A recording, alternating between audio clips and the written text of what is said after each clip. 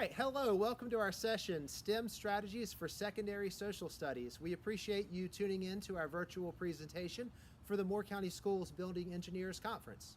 My name's Elena Samkin, and I teach American 1 and American 2 at Pinecrest High School.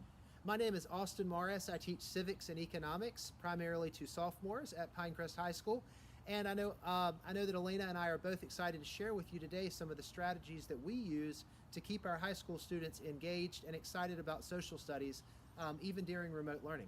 Right, so a lot of these lessons have a lot of technology, but basically it's fun, engaging, keeping your students interested in the learning process, and I think you're going to enjoy it.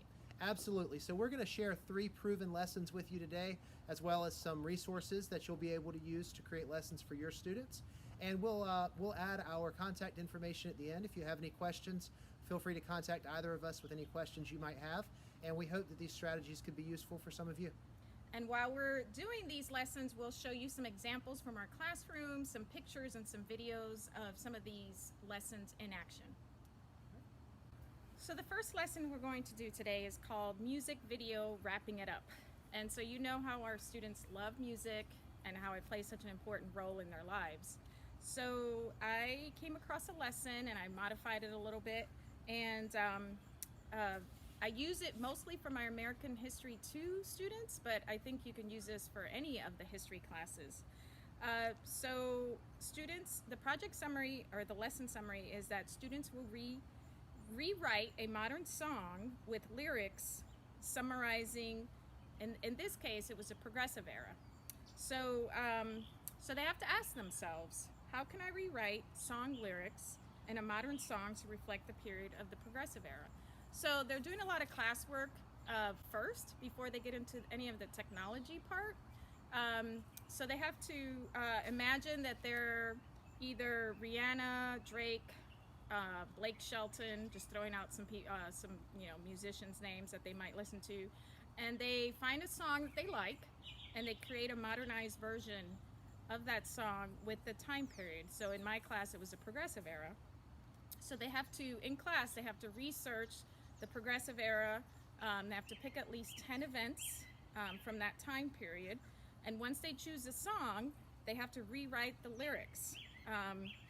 So the example that I give them is Too Late to Apologize, which is a song that was pretty famous like in the 90s, early 2000s, and someone did a parody of it, and they used it to talk about the Declaration of Independence, and it was too late for England to apologize.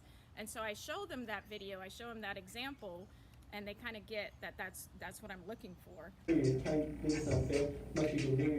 Pushing away. I don't know, say ridiculous, think it's not fair. Must be the leaders, meet your feast, keeping it clean, the name to jungle, stairway, frames, mixing with interviews, putting the work and trusting and believing in dream and chasing and working in factories, making and chasing the feet daily. Eddie. So something that was really interesting when I was doing this lesson, or when I do this lesson, the kids really learn about the events because they have to research and they have to fit that event into the lyrics. So in this video, you're going to see some examples of some of my students' projects. And I don't look, when they finally get to do the video, and you'll look I'll have the video lesson in our video. It's not so much them singing the song, which most of them are not singers. It's what they get out of this. So they rewrite the lyrics, they share their songs with the classroom, and then that's about it. So the name of my lesson plan is called Wrapping Up Our History. The reason I called it Wrapping Up is because rap music is such a big part of students' lives right now, or any kind of music really. And I was trying to find a lesson where the students would just be engaged in the process. So that's what I thought about music and doing a music video. So I mainly teach American History 2, and at the end of this lesson, I'll give a little bit of an example of how I do this for my American History 1 students. So if you look at the targeted standards, analyze key political, economic, and social turning points since the end of Reconstruction in terms of causes and effects. So the driving question, the problem, the activator is, why was the progressive era a turning point in American history? So students are going to rewrite a modern song with lyrics that summarize the progressive era reforms. So the estimated time is 3 days. So I like to break it up, and since we all teach in block periods, we have 90 minutes. So I let them work on it for about half of that class time. And we have iPads, but you can use Chromebooks, since Chromebooks can record. And then class notes and microphone. Again, you don't need to use microphones. There are so many apps out there that can record.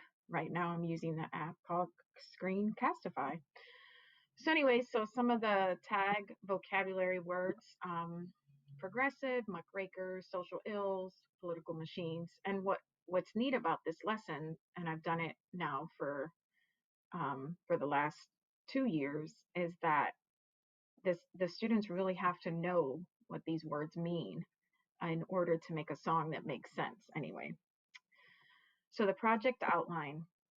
So the students ask themselves, how can I rewrite song lyrics in a modern song to reflect the period of the progressive era? So they have to imagine that they are either, and I put just some people that they might know, Rihanna, Drake, Blake Shelton. I mean, you could put Taylor Swift, you could put, anything that the kids are listening to right now. And they create a modernized version in this historical time period. In my case, it's the progressive era, but you can do this pretty much for any era in American 1 or 2. So the plan is to research events. And so they have already done some work in the progressive era. So they have some notes, and they have to choose at least 10 events. They have to pick a modern song. I always ask them to tell me the song before they go on to actually do the rewriting of the lyrics, just in case it's a song that's not appropriate for an academic setting. So then the create part is they have to rewrite the lyrics using events from this time period. And you will see in this whole presentation that Mr. Morris and I have done that the kids get very creative. So part of it is they have to record their song with audio or video equipment. And if you don't have this kind of equipment, then just the rewriting of the lyrics can be the assignment. And then because we had iPads and we had the microphone available for use in my class, I actually made them record their song using a green screen. And again, you'll see examples of this in the video of this presentation. And they're really good at picking up some of the software that they need to use a green screen, or something called TouchCast. And then, they just went with it. So things that I would improve. Did your new song teach the listener about your time period? So something that I always thought was really neat when the students are working on these projects, when they're rewriting the lyrics to make sense, is that they're really learning, and in my case, the progressive era. So that was always what they could prove. Students shared their songs, and I, especially the ones that didn't want to share it with the class, I said that was fine. I was the one that watched it in the iPad. And then possible modifications, they can use a different song that might be better suited for a rewrite. So I have some links here. So obviously this lesson plan is going to be shared with you in this whole presentation. So real quickly, that's for American 2. For American 1, I have some of the learning objectives and targets. And then I list out some of the vocabulary In this case, it was the American exploration and colonial settlement era. And so I gave him the example of the song called Too Late to Apologize. And I mentioned this earlier, or sometime during my presentation. This is an example of this project where the song and the video already exists, the original song by One Republic, but they took it and rearranged and changed the lyrics to make it sound like, okay, England, it's too late to apologize. We're going to declare independence. And some of my students have seen this video and some haven't. The ones that haven't are just, they really love it. The ones that have seen it are like, yeah, okay, move on. Anyways, I also show some of the Hamilton songs, and they enjoy that. So thank you. For our next lesson idea today, we're going to be talking about Social Studies Goose Chase. Goose Chase is a program that is free to educators, and we'll put the link up on the screen. And if you'd like to borrow one of my Goose Chases, or if you'd like to create your own, I highly encourage that. This is really like a scavenger hunt program. It's something that works for any subject or any grade level, but is great for high school social studies. And what students are allowed to do is to get out of the classroom, of course, with teacher and administrator permission normally. Normally what we do is move around the school, and we would have to create a goose chase that allowed them to learn about different social studies topics by such as supply and demand. I might say find something with scarcity that would show that principle. Find something that has surplus around the school. I might say, find an administrator and videotape yourself teaching that administrator about the law of supply and demand and how those variables interact. I might say find several things that were imported from a foreign country and document that. Goose Chase lets you really be creative. It lets you come up with video projects, with written projects, with photograph projects, and you could really do a lot of neat things with this. You'll see some pictures here of my students and also some faculty members who have really enjoyed Goose Chase at some PDs as well as some class activities we've done in the past. A great application of Goose Chase would be at-home learning during the remote learning era, that we could have our students assigned to find items instead of around the school, around their house. This is something that I'm really looking forward to adapting in the next few weeks in my own classroom to be something that can happen during at-home learning, where we have our students find ways to illustrate principles of supply and demand, maybe of principles of globalization and trade, and any other social studies principles that you want to teach. Goose Chase is a great way to do that. It's a lot of fun. It's a lot of fun for the students. It lets them do collaborative group projects, work together, get out of their seats and move around a little bit, which is great for our interpersonal, our kinesthetic learners. And overall, I think this is a great tool for everybody. I'm going to share with you a lesson plan that I've created, which ties this to some standards for civics and economics. But really, Goose Chase is a versatile tool that could work at almost any grade level and any curriculum, and really in any subject. But it is a great strategy for high school social studies teachers. If you take time to set up a few Goose Chases, I think you'll really be pleased with the results and that your students will really enjoy it. So I'd like to quickly provide an overview of a Goose Chase lesson that I have done. I've actually done Goose Chases on several different topics, and I think once within social studies, and I think once you get used to using Goose Chase, you're really going to want to use this for a lot of different projects and topics. This one happens to be a supply and demand Goose Chase I would use within the economics unit for civics and economics. But this is really, again, versatile, flexible, and you can adapt this for the needs of almost any social studies students at the secondary levels in middle school or high school. I've aligned this project with American history, the founding principles, civics, and economics. You can see we have our standards, alignments, and learning goals here. Our driving question is, how can a team of student learners review and refresh their knowledge of supply and demand principles? I like to start out with a pre-test. Of course, we want to do some type of initial assessment and then a post-assessment of the learning to make sure that these learning activities are effective for our students. So I would definitely spend time on procedures, expectations, and rules, just like you do with any activity. When I do this within a normal school day, When we're not under safety restrictions like we are currently, I would have my students traveling around the school, but I would put firm parameters of we're going to be on this building or this floor, we're going to be within these boundaries. And I also like to give a heads up to my team members, my administrative team, maybe even our school security, maybe any parent volunteers, to kind of be on the lookout for students and let them know what they're going to be working on. I think Goose Chase is going to be versatile and adaptable during the remote learning era as well.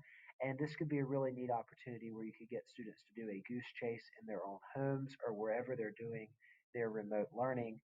Just like in the past, we may have said, look around the school and find something that is scarce. Or, we could say, look around your home and find something that is, school appropriate and scarce and write down what that is or take a photo and send it in. Um, you'll need a teacher subscription to Goose Chase. You can actually get a free basic subscription by going to www.goosechase.com/edu. You're able to follow this link here. We're going to give you the link to this lesson plan, and you could see a Goose Chase that I have already made. You'll also have free resources that you can download. You have Goose Chases that other teachers have created that they've made free and available to everyone as well. This would be really good for um, students with Wi-Fi at home would be able to do this easily. They will need a Wi-Fi equipped internet device of some sort. In the past, we've done this with iPads that our department has available. However, at home, any student that does have a good Wi-Fi or data connection with their smartphone or with a school-provided iPad or Chromebook device could do this. They'll need to download the Goose Chase app in order to process this, though. That is a free app. And Goose Chase is like a scavenger hunt website. Of course, you'll have opportunity to look over this lesson plan on your own, but you're going to create fun, creative activities where they're going to be able to apply their knowledge of the content standards they've learned. It could be like a seek and find scavenger hunt, take a picture of something that is, for sale, or take a picture of something that, has been imported from another country if we're talking about globalization or international trade. You could give them problems to complete and report and answer via writing or photograph, or sometimes I would say draw on the whiteboard and then take a picture of your work and turn it in. You can really keep a lot of variety in this activity. As appropriate, you can also have them submit videos. So you might have them submit a video of themselves explaining a basic concept to another person, or any type of explanation or discussion of the topic is really rich and valuable. So I think Goose Chase, again, the link here, www.goosechase.com/edu, is a really good resource that you're going to like for secondary social studies.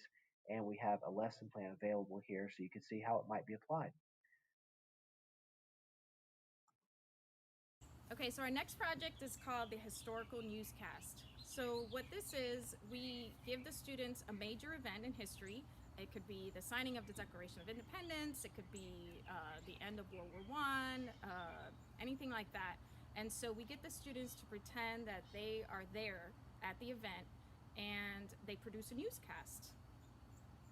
Yeah, we've used this in different classrooms. I know I've used this in world history as well as in civics and economics.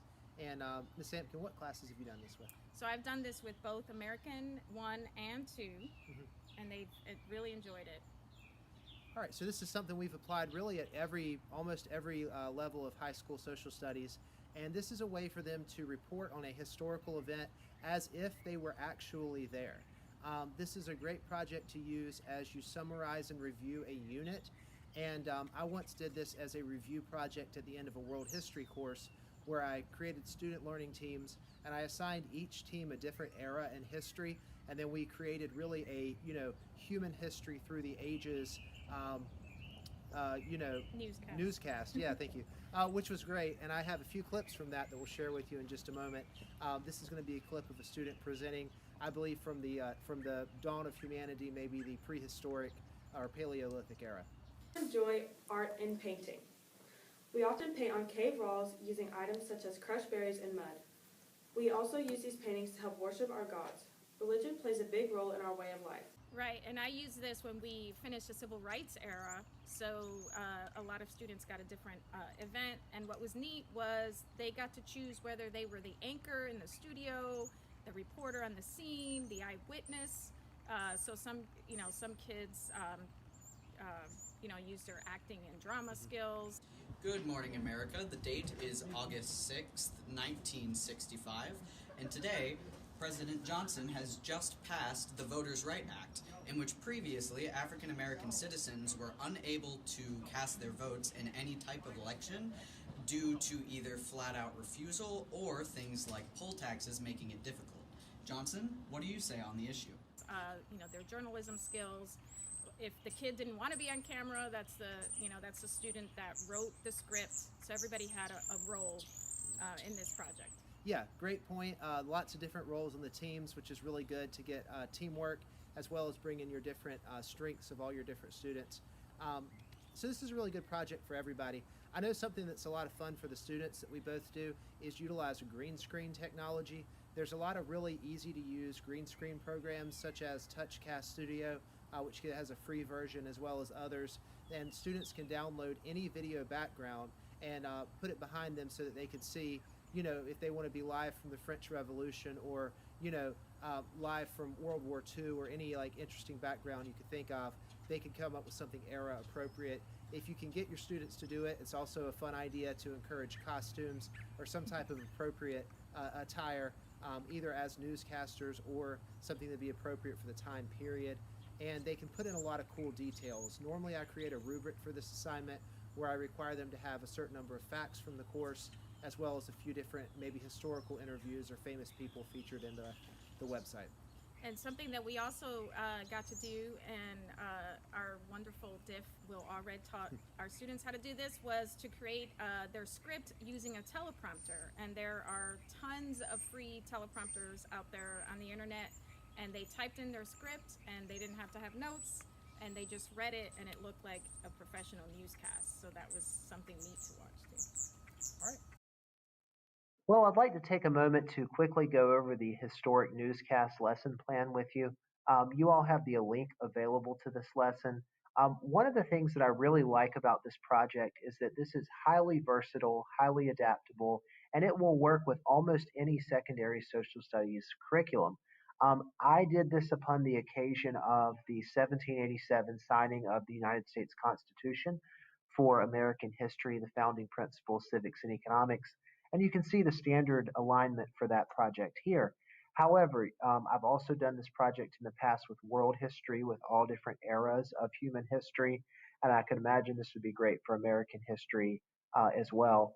And there's a lot of good ways you could adapt this. Really, any historical period that you want your students to review, this is a great way to do it. So their driving question is, how can I research, prepare, and present a fun, interesting, informative, and historically accurate mock live newscast, presented as if live from the Independence Hall upon the signing of the U.S. Constitution in 1787? I like to spread this activity over multiple days. I find this is a really nice sort of medium-term project to use. The first day, I like to maybe show some clips from successful student groups in the past, really launch the project to get the students to be engaged, interested, form student groups intentionally, and give them an opportunity to really kind of dream, brainstorm, and become excited about the activity and the learning opportunity together. The second day that we would meet to work on this project, I would have a more structured group planning time. This time I might have an outline for them to complete or questions to answer to begin to firm up and solidify what it is they're going to do as a group. The third day would be a dress rehearsal. And of course, I like to encourage students to bring in accurate and school appropriate props and some attire if possible, but that's really not required. And let them start to polish their presentations a little bit. And then finally, on recording day, you're going to want some backup as an educator. So if you're in, a system like Moore County Schools where we have diffs in all of our schools, or other technology integration folks, or if you have other parent volunteers or team members that are able to help out, that would be a great idea. I generally use an iPad with TouchCast Studio software and a simple green screen. However, of course, this is versatile if you're doing remote learning. Students may need to use their Chromebooks or cell phones or whatever they have available for this project. I do really like tripod. As any of you who've made videos know, it is really important for video quality that it be stable if possible. I'm going to let you all have this link so you can look over this project, but I think this could be really good. I like to start with giving students some familiarity with what a modern professional newscast looks like. I like to familiarize them and remind them of the historical era that we're studying. This is a great opportunity to do a VR, virtual reality, or Google's Expedition journey, which is another resource we're going to give you later in this presentation.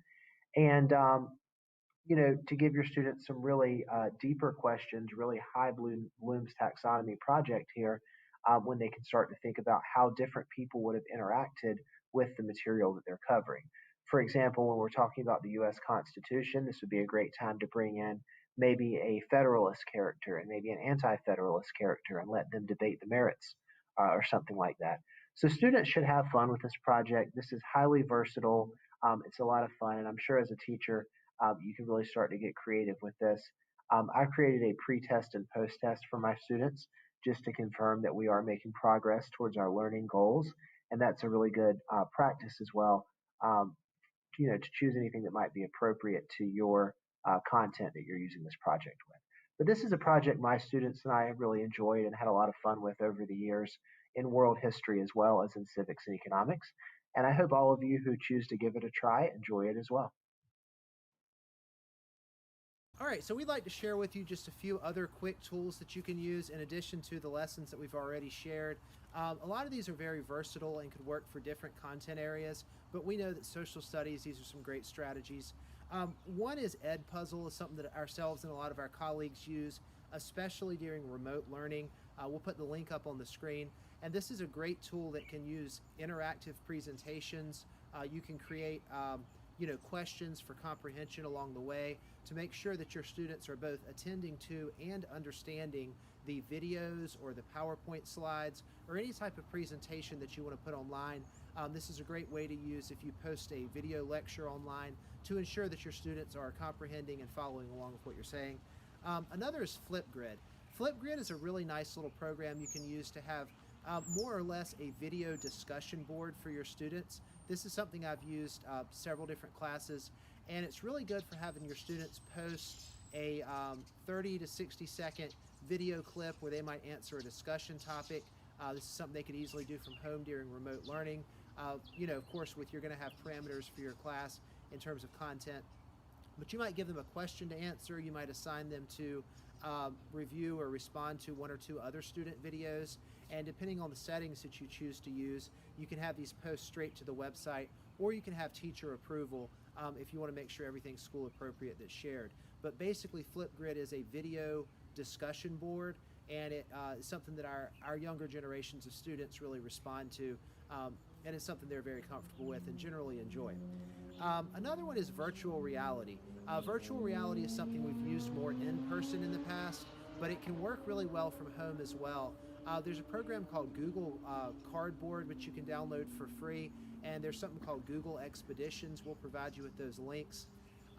Google Expeditions and Google Cardboard is something that you can set up at home just with a very simple, inexpensive device and a smartphone. So any student, which is many of our students today who have smartphone devices and internet connections at home, you could create a virtual field trip to the Middle Ages or to the Revolutionary War and other time periods that it really helps our students to visualize and to understand a little bit better through virtual reality. Also, some really exciting things are being created with augmented reality recently. And I know these are some great ideas, particularly for remote learning, to really make that remote learning kind of interesting and make it pop for our students. One other we wanted to talk about is online classroom management. I'm sure that we all have some classroom management site that we use to organize learning for our students. Personally, I'm a fan of Canvas, and I use Canvas to create assignments that I can easily grade, give my students very prompt, written, individualized feedback, but you can also have quizzes that are very quick to grade with the push of a button, and this interfaces nicely with the Power School system that we use. And it's great for students and parents One of the tips that we do have that we found works well on course management is keep it very simple, very streamlined, and have a simple to-do list for every day. And this can be a great asset, especially as we do increasingly asynchronous learning, where you have students logging in at different times of the day, possibly even on different days to complete assignments. It's a great way to make sure everybody has access to the learning tools that they need to be successful. So there's a lot more resources out there. We just wanted to touch on a few other tools in addition to the lessons we've shared with you. And we encourage you to try these and others because there's a lot of great strategies we can use to make social studies come alive for our students. Thank you for watching today. We hope you got some ideas, some strategies, some fun ways to bring technology into the classroom, but of course always keep the social studies content and objectives first and foremost. Absolutely. It's been a lot of fun to share these strategies with you. These are things that we love doing in our classrooms. We hope that these will be helpful for you. And if you do have any questions, we'll post our contact information as well as the link which you'll use to receive credit for this professional development course. So thank you for joining us today. Thank you. Have a great day. Thanks. Bye.